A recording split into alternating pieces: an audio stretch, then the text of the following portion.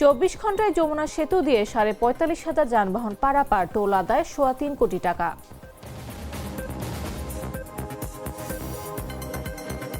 Saudi আরবের সঙ্গে মিল রেখে সাতক্ষীরার একাধিক গ্রামে ঈদুল ফিতর উদযাপন।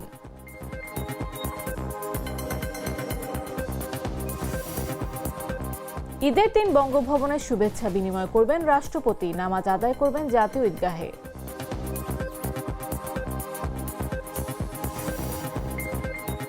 আরব মিত্রদের কাছে $2,300 কোটি অস্ত্র বিক্রি করছে যুক্তরাষ্ট্র।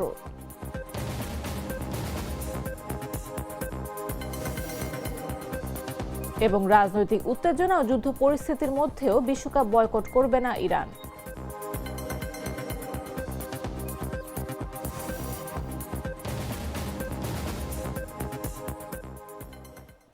বেলা 11টা নিউজে সবাইকে আমন্ত্রণ। সাথে আছে আমি নাফিস Abdullah. Treat chocolate. Treat moment. Sweet moment. ঈদুল ফিতর উপলক্ষে বঙ্গভবনের সর্বস্তরের মানুষের সঙ্গে শুভেচ্ছা বিনিময় করবেন রাষ্ট্রপতি মোহাম্মদ শাহাবুদ্দিন ও তার স্ত্রী রেবেকা সুলতানা। শনিবার মুসলমানদের প্রধান ধর্মীয় উৎসব ঈদুল ফিতর অনুষ্ঠিত হবে। বঙ্গভবনের একজন জ্যেষ্ঠ কর্মকর্তা বলেন, রাষ্ট্রপতি সকাল 8:30 রাজধানীর হাইকোর্ট প্রাঙ্গণে জাতীয় ঈদগাহে ঈদুল ফিতরের নামাজ আদায় করবেন। তিনি বেলা 11টা থেকে 11:30 পর্যন্ত বঙ্গভবনের সর্বস্তরের মানুষের সঙ্গে ঈদের শুভেচ্ছা বিনিময় করবেন।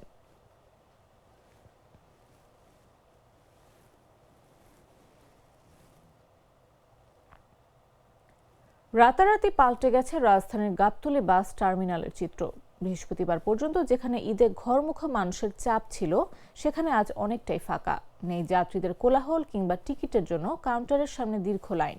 টার্মিনালে দূরপাল্লার বাসগুলো বেকার দাঁড়িয়ে আছে সারিবদ্ধভাবে, কিন্তু যাত্রীর দেখা নেই বললেই চলে। শুক্রবার সকালে সরেজমিনে গাবতলী বাস টার্মিনাল ঘুরে এমন চিত্রই দেখা যায়। বিগত বছরগুলোতে ঈদের আগের দিন বিভিন্ন রুটের দূরপাল্লার বাসে যাত্রীদের বাড়তি চাপ দেখা গেলেও এবার চিত্র কিছুটা ভিন্ন। রাত পোহালেই ঈদ, এরই মধ্যে ঢাকা ছেড়েছে অসংখ্য মানুষ। রাজধানীও এখন অনেকটাই ফাঁকা। সকালে গাবতলী বাস টার্মিনালে গিয়ে দেখা যায় পুরো টার্মিনাল প্রায় ফাঁকা। কাউন্টারগুলোতে যাত্রীর অপেক্ষায় সময় কাটাচ্ছেন কাউন্টার মাস্টাররা। কাউন্টারের সামনেই হাঁকডাক ছেড়ে যাত্রী খুঁজছেন পরিবহন শ্রমিকেরা। মাঝে মধ্যে হাতে গোনা কিছু যাত্রী আসছেন কাউন্টারে। কোনো কোনো কাউন্টারে আবার গাড়ি ছাড়ার অপেক্ষা করছেন যাত্রীরা।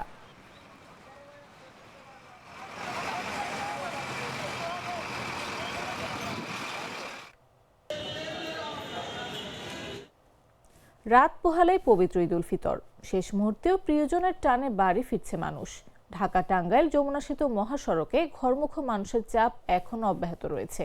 গত 24 ঘন্টায় যমুনা সেতু দিয়ে 45,610টি যানবাহন পারাপার হয়েছে। এতে টোল আদায় হয়েছে 3,27 লাখ টাকারও বেশি। যমুনা সেতু কর্তৃপক্ষ জানায়, বুধবার রাত 12টা থেকে বৃহস্পতিবার রাত 12টা পর্যন্ত 24 ঘন্টায় 45,610টি যানবাহন পারাপার হয়েছে। এর মধ্যে ঢাকাগামী 13,715টি যানবাহন পারাপার হয়েছে। এতে টোল আদায় হয়েছে 1,07,21,650 টাকা।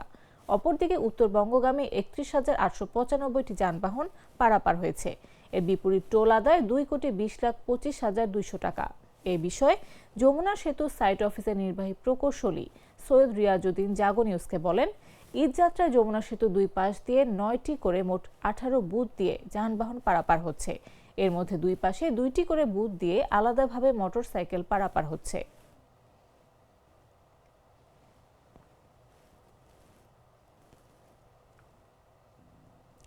সৌদি আরবের সঙ্গে মিল রেখে সাতক্ষীরার কয়েকটি গ্রামে পবিত্র ঈদুল ফিতর উদযাপিত হয়েছে।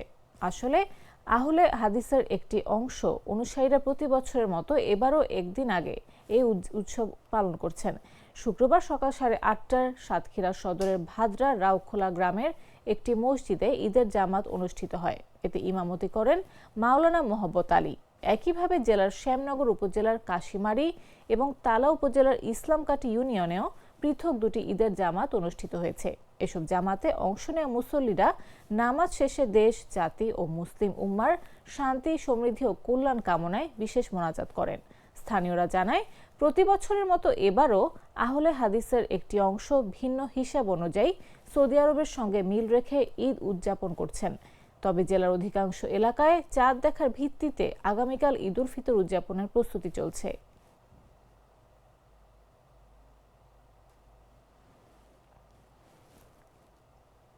গ্লিটারের টুইন লেমন ও অ্যান্টিব্যাকটেরিয়াল ফর্মুলা বাসনকে চকচকে জীবাণুমুক্ত করে আমাদের দেয় গ্লিটার গ্যারান্টি। ভারতীয় কারাগারে বন্দী অবস্থায় মৃত্যুর দীর্ঘ ৩৬ দিন পর খায়রুজ্জামান নামে এক বাংলাদেশি নাগরিকের মরদেহ পরিবারের কাছে হস্তান্তর করা হয়েছে।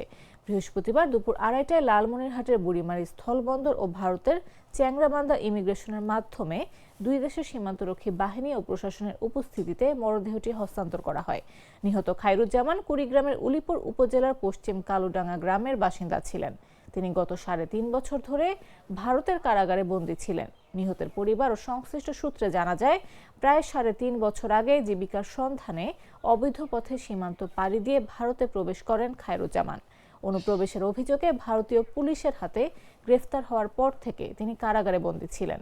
গেল ১০ ফেব্রুয়ারি কারাগারে অসুস্থ হয়ে পড়লে তাকে জলপাইগুড়ি সরকারি মেডিকেল কলেজ হাসপাতালে ভর্তি করা হয়। ওই দিন রাতে চিকিৎসাধীন অবস্থায় তার মৃত্যু হয়।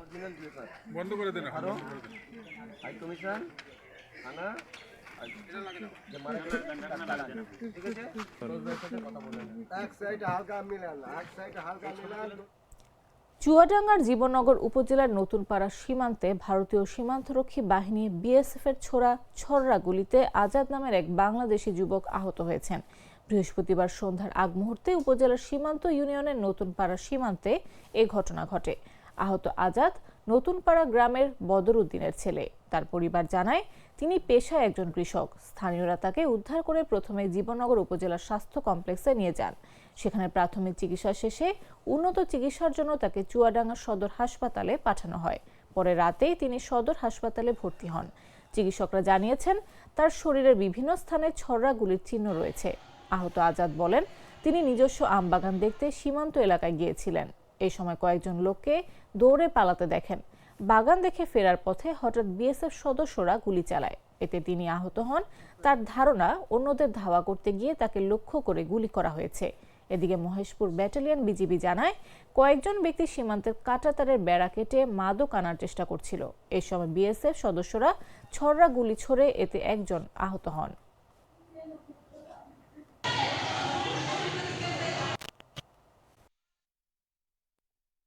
বাগান টাগান দেখছি, বাগানে গুটি কিরকম হয়েছে, এবার বাগানের উপর দিয়ে কিছু লোকজন দৌড় মারলে যে আমি আবার চলে আসছি পিছন দিকতে, মানে আনমনা হয়ে বিএসএফ পিছপান্তে এসে আমার গুলি মেরেছে।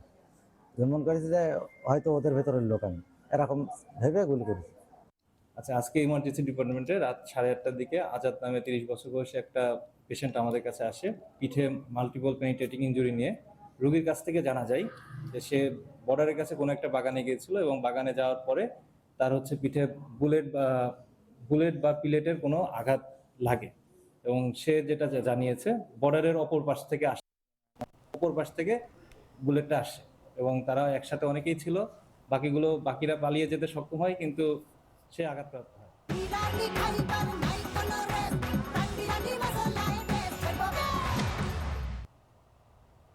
জানাবো আন্তর্জাতিক সংবাদ।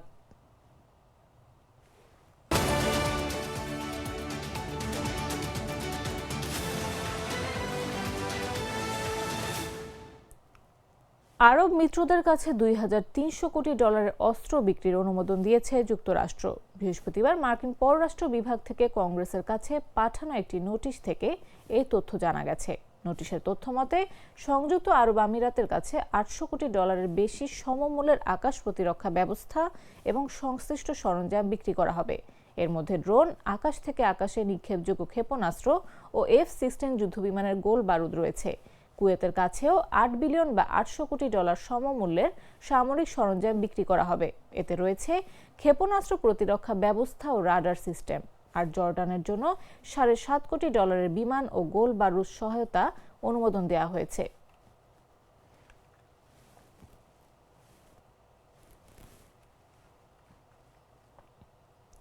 ইরান ঘিরে যুক্তরাষ্ট্র ইসরায়েলের যুদ্ধের কারণে এরই মধ্যে বিশ্বজুড়ে সার সরবরাহে ব্যাপক ব্যাঘাত ঘটেছে।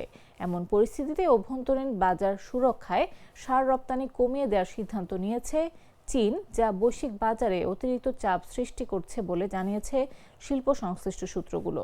ব্রিটিশ বার্তা সংস্থা রয়টার্সকে এসব তথ্য জানানো সূত্রগুলোর মতে মার্চের মাঝামাঝি সময়ে বেইজিং নাইট্রোজেন পটাশিয়াম সার মিশ্রণ ও কিছু ফসফেট জাতীয় সার রপ্তানি নিষিদ্ধ করেছে।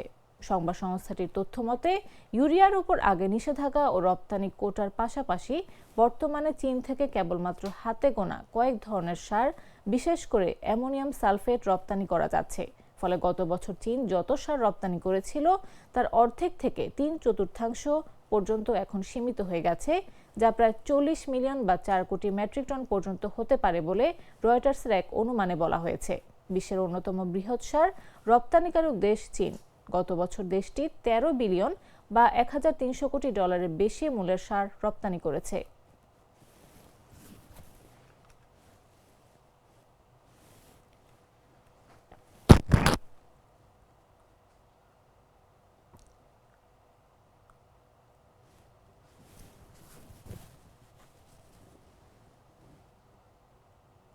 কাতারের রাস লাফান জ্বালানি কমপ্লেক্সে হামলায় নিজেদের শক্তির মাত্র 1% ব্যবহার করা হয়েছে বলে জানিয়েছেন ইরানের পররাষ্ট্রমন্ত্রী আব্বাস আরাকচি।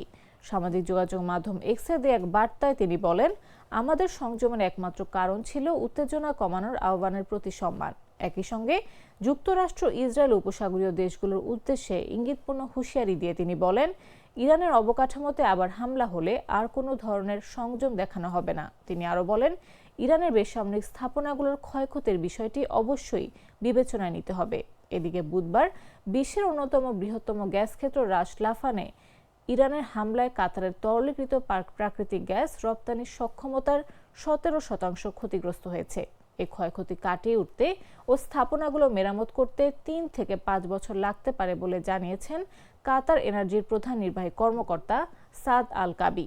আল কাবি বলেন, আমি স্বপ্নেও ভাবিনি যে কাতার ও এই অঞ্চল এমন কোনো হামলার শিকার হবে।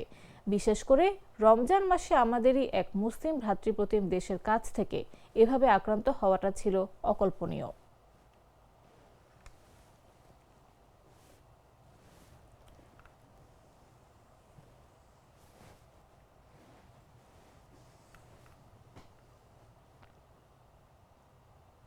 এবারে খেলার খবর।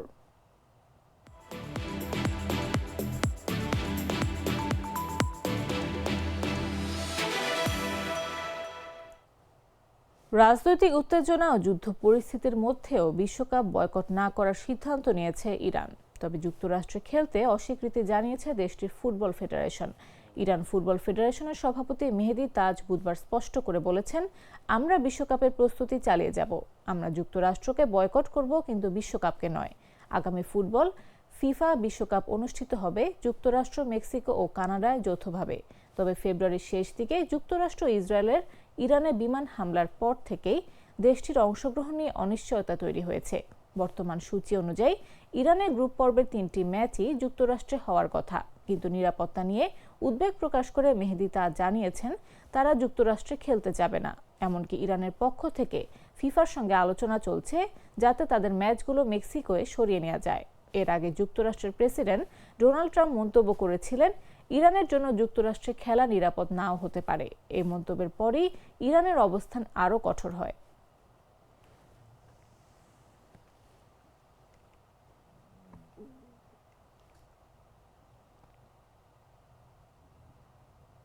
সংবাদ শেষ করার আগে শিরোনামগুলো জানিয়ে দিচ্ছি আরও একবার।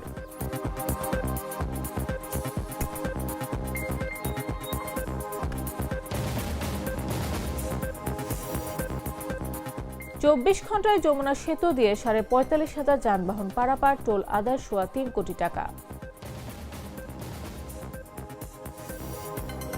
সৌদি আরবের সঙ্গে মিল রেখে সাতক্ষীরার একাধিক গ্রামে ঈদ উল ফিতর উদযাপন।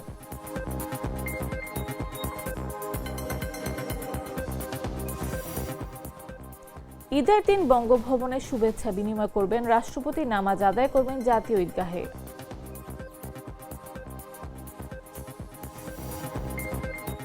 আরব মিত্রদের কাছে $2,300 কোটি অস্ত্র বিক্রি করছে যুক্তরাষ্ট্র।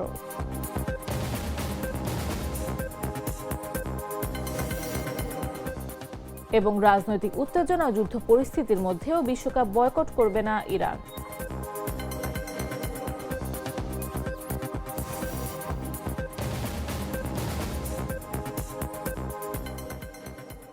দর্শক, এই ছিল এখনকার মতো।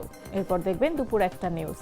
প্রতি মুহূর্তে সর্বশেষ খবর পেতে ভিজিট করুন jagonews24.com, ফলো করুন আমাদের ভেরিফাইড ফেসবুক পেজ এবং সাবস্ক্রাইব করুন জাগো নিউজের ইউটিউব চ্যানেল। এতক্ষণ সাথে থাকার জন্য ধন্যবাদ সবাইকে।